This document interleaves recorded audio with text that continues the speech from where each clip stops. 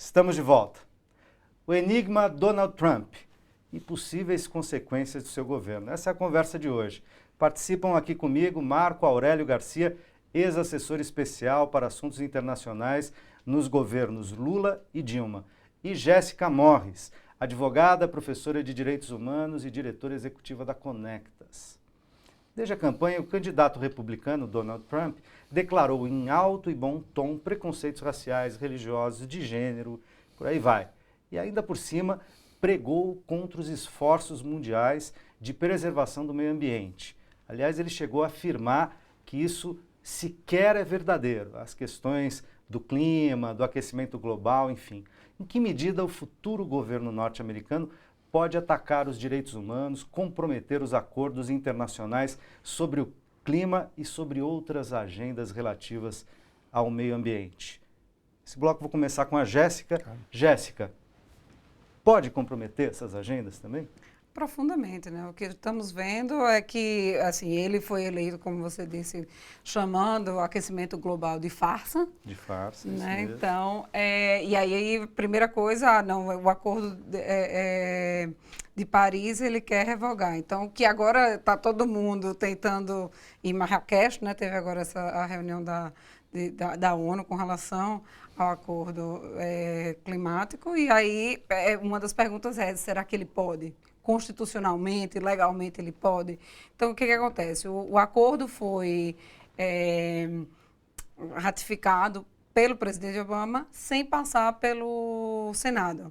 E a Constituição norte-americana exige que passe pelo Senado. Então, em dezembro do ano passado, o governo de Obama já disse, não, na realidade não precisa passar pelo Senado, porque, na realidade, é um acordo que não impõe obrigações específicas aos países. Então, como não está dizendo, olha, tem que, a partir de agora, todas as fábricas têm que ter, enfim, comprar X equipamento, fazer isso, fazer aquilo, não tem isso, são objetivos de reduzir emissões, mas a longo prazo, né, nos próximos 5 anos, e não diz como, então o governo de Obama tomou a posição de que não precisava passar pelo Senado. Então, não passou pelo Senado, ele em setembro, Obama, junto com, enfim, Estados Unidos, juntamente com a China, entregam para a ONU que sim, agora está ratificado, e agora o Trump, que fez toda uma campanha dizendo que não, que era uma farsa, que aquecimento global não existe, então agora estamos vendo John Kerry, que é o secretário de Relações Exteriores do governo norte-americano, aí tentando, na reunião climática, tentando dizer, olha, não vamos, a gente vai continuar, os Estados Unidos vão continuar fazendo parte do acordo. China também já se posicionou pedindo para que os Estados Unidos permaneçam, e é uma incerteza, né? Assim, até que ponto, porque o que o acordo prevê é que são 3 anos, a partir do momento que está ratificado, tem que estar 3 anos de tentativa e, para poder sair, tem que dar um aviso prévio de 1 ano. Então, na realidade, o que a gente está vendo é que deveria ficar, pelo menos até o ano, enfim, 2020, os Estados Unidos não poderiam sair. Mas existe uma possibilidade de Trump agora puxar para sair da convenção, dando aviso prévio de 1 ano, e conseguir sair antes. Essa é uma incerteza, e para o mundo hoje, que vemos que sim, o aquecimento global, temos cientistas, a comunidade científica internacional já se manifestou claramente que sim, existe um aquecimento global, que inclusive tem repercussões para direitos humanos, né? Hoje vemos ilhas desaparecendo. Então, as pessoas que moram nessas ilhas vão para onde? São refugiados climáticos, né? Então, a falta de água em vários países do mundo. Então, na realidade, tem sim uma ameaça, é uma incerteza até que ponto ele vai conseguir levar isso adiante, mas sem dúvida que, se ele conseguir levar adiante, é uma afronta, inclusive, à comunidade internacional e ao que a comunidade internacional, como essa comunidade internacional vai se portar diante disso. Eu vou aproveitar aqui 2 perguntas em sequência dos internautas, Gabriela Palheta e mais uma do Rogério Matucci, porque elas têm a ver com esse tema que a Jéssica estava explorando. A Gabriela diz o seguinte: a mudança na economia já é notável, vocês já falaram um pouco nessa direção, do protecionismo e do isolacionismo, da aversão ao multilateralismo, da preferência às relações bilaterais e tal. De um lado isso. De outro, a questão do meio ambiente, impactos possíveis, a Jéssica apontou alguns. Que outros, pergunta a Gabriela Palheta, e o Rogério Matucci diz o seguinte: gostaria de saber da opinião dos convidados acerca do interesse do governo estadunidense atual, e suponho atual é Obama ainda, mas do Trump na sequência, sobre o pré-sal brasileiro e o aquífero Guarani. Ao que tudo indica sobre o pré-sal, sem dúvida nenhuma, há um interesse muito grande. Durante um certo período se relativizou um pouco as aspirações em matéria de petróleo nos Estados Unidos, porque, entre outras coisas, circulava um pouco uma opinião que eu acho que é precipitada, de que o petróleo está perdendo a sua importância. E o petróleo vai perder a sua importância daqui a décadas? É possível, até mais do que possível, é provável. No entanto, hoje não, ele continua tendo. No curto e no médio prazo, continua tendo importância. E no longo prazo, como diria o Keynes, todos estaremos mortos. Bem, o que acontece? O outro argumento que se usou é de que os Estados Unidos haviam conseguido autonomia energética a partir, sobretudo, da exploração do xisto. Ora, a exploração isso é verdade, em certa medida é verdade, mas também é verdade que a exploração do xisto nos Estados Unidos provoca resistências enormes, porque ela tem efeitos ambientais devastadores. Devastadores. Não estão ainda totalmente medidos, mas já existem comunidades nos Estados Unidos que resistem brutalmente aos efeitos que essa exploração, na medida em que liquida os lençóis freáticos, etc. Sobre o aquífero, eu não tenho a menor dúvida que há uma ofensiva nessa direção. Por quê? Porque a água vai ser um bem fundamental. Ela já é. E cada dia mais será. Né? Essa tentativa de acordo ainda no governo Obama com a Argentina para uma base militar americana na Argentina, teria a ver com essas duas posições estratégicas do petróleo e da água? Imediatamente sim, mas eu acho que fundamentalmente o que aconteceu foi o seguinte: os últimos 15 anos para os Estados Unidos foram muito negativos na América Latina. Muito, muito negativos.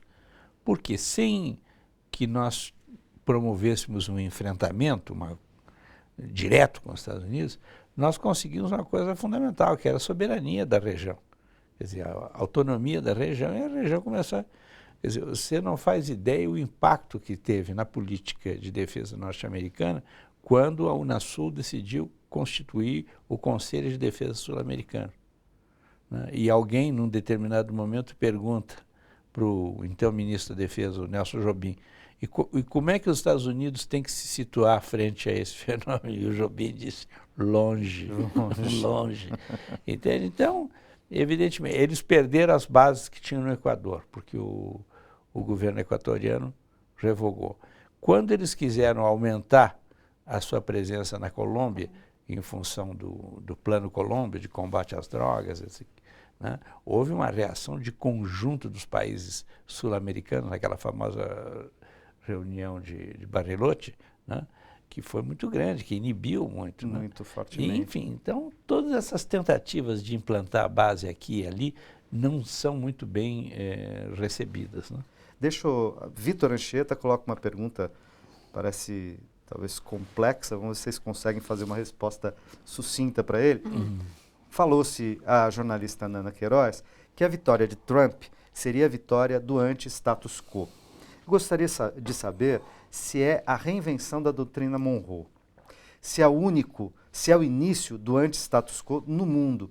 Dilma Rousseff, agorinha em vídeo, falou que é o início dos desacordos diplomáticos. Seria isso agora? Jéssica. Não sei se eu colocaria Trump como anti-status quo. Ele veio com o discurso de anti-establishment, né, de outsider, não sou do governo, mas quando você olha, inclusive, a lista de potenciais candidatos a secretário, né, de Estado, Pelo menos 3 são governadores republicanos. Newt Gingrich, que faz parte do establishment desde 1975, mais ou menos. Então, assim, na realidade, ele está colocando pessoas no seu... Assim, ele está se arrodeando de pessoas que vêm já de um grande establishment. Então, não sei até que ponto. E também nomeando, assim, na lista também, grandes empresários, que você pode dizer, não, eles não fazem parte do governo, mas é o establishment econômico, né? Que eles vão prezar por quê? Pelo interesse econômico das empresas. Então, não sei até que ponto eu colocaria tanto como anti-establishment. Eu não... Mas acho sim que, e como a gente já vem falando, eu acho que o discurso dele de ódio contra minorias, seja ela LGBT, no contexto norte-americano, seja LGBTI, negros, os povos indígenas e a maioria de mulheres que também está sendo atacada pelo discurso de ódio do Trump, eu acho que isso, para mim, é o que mais me preocupa. No sentido de direitos humanos, o discurso, como isso tem aumentado, desde que das eleições, o anúncio do resultado, estamos um aumento de denúncias de crimes de ódio, né? Nos últimos 5 dias, mais de 400 denúncias, um aumento dramático comparado com novembro do ano passado. E muito baseado, crianças em escolas onde algumas crianças dizendo, não, vai para casa, vamos construir a parede, o muro agora, né? Cadê o muro? Crianças brancas dizendo isso para crianças de descendência latina.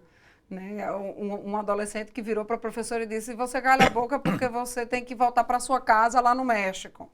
Né? Então, assim, esse aumento do discurso de ódio contra esses grupos minoritários, isso sim que eu acho que é muito, muito preocupante. Não colocaria tanto como anti-establishment as políticas que ele está desenvolvendo. Até mais, a ideia de protecionismo me vem mais até como establishment, proteger as empresas norte-americanas, o interesse econômico. Agora, você está falando desse aprofundamento de uma inflexão conservadora nos Estados Unidos, eu diria, talvez no mundo.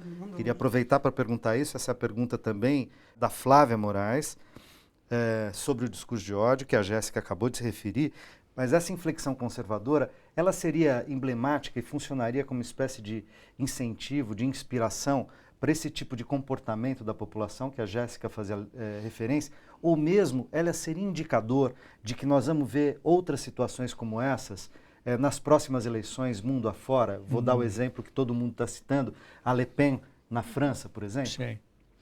Olha, em primeiro lugar, acho que tem uma questão anterior que ficou, sobre a qual eu gostaria de dizer 2 palavras. Você tem razão, não é uma coisa anti-establishment. Eu acho que, do ponto de vista de política externa, o que nós vamos ter seguramente nessa aura do isolacionismo, nós vamos ter, concretamente, uma negação muito forte do multilateralismo. Os Estados Unidos é um país suficientemente forte para ficar perdendo seu tempo em Nações Unidas, em coisas multilaterais, etc., etc. Então, nesse particular, 2 questões. A doutrina Monroe, ela pode ter. A doutrina Monroe, para os telespectadores que não sabem, era América para os americanos. Né? Bom, essa doutrina ela foi exercida no curso de quase 200 anos. Aproximadamente. Quase 200 anos. De formas variadas. Ela foi exercida com força militar, dezenas de invasões, né? Ou de conspirações, como no caso do Chile, a derrubada do Allende, etc. Ou ela foi exercida de forma branda. Política da boa vizinhança nos anos 30, Aliança para o Progresso. Eu acho que o isolacionismo, de uma certa forma, representa um retraimento em relação a isso. Acho que o que vai haver, sem dúvida nenhuma, é uma tentativa de desinteressar os Estados Unidos dos grandes temas multilaterais, ainda que isso seja impossível de fazê-lo, tendo em vista que os Estados Unidos são uma grande potência. Mas eu acho que haverá, digamos, essa ideia de estar presente em toda parte, em todos os problemas, em todo momento, acho que nós vamos ter um certo retraimento. Sobre essas violações, a violência, violações de direitos humanos, etc. Eu tive num seminário, há questão de um mês, no México, sobre as relações América Latina, México concretamente, mas América Latina também, Estados Unidos. E os mexicanos têm grandes conhecedores dos temas norte-americanos, com razão. E um dos pesquisadores disse o seguinte: eu vou dizer uma coisa que é uma provocação aqui, mas é o meu sentimento. Eu acho que os Estados Unidos está à beira de uma guerra civil. Bom, o que isso quer dizer, além de um certo exagero de linguagem, provavelmente? Quer dizer que nós estamos diante de uma situação de uma sociedade cindida, uma sociedade dividida. Porque, evidentemente, para que haja uma guerra civil, as guerras civis sempre se dão em cima de grandes divisões na sociedade, Espanha, etc. Né? E essa cisão é real nos Estados Unidos. O bom, eu não acredito que essa hipótese esteja na ordem do dia, mas eu acho que é sintomático que se faça um raciocínio desse tipo. No plano dos direitos humanos, muitas das experiências que houve, essas experiências que no começo nós estamos chamando aqui de identitárias, ocorreram nos Estados Unidos, e pelo fato de terem ocorrido num país tão importante, no país mais importante do mundo, elas tiveram um efeito de demonstração. No Brasil não se fala mais de negros, se fala de afrodescendentes. Isso é uma expressão americana, nunca se usou essa expressão aqui. Aqui, negro era negro. Né? Bom, ela é afrodescendente. A própria expressão LGBT tem a impressão que também é uma sigla também importada. Né? Não tem nada de mal, os bons exemplos a gente deve copiá-los. Né?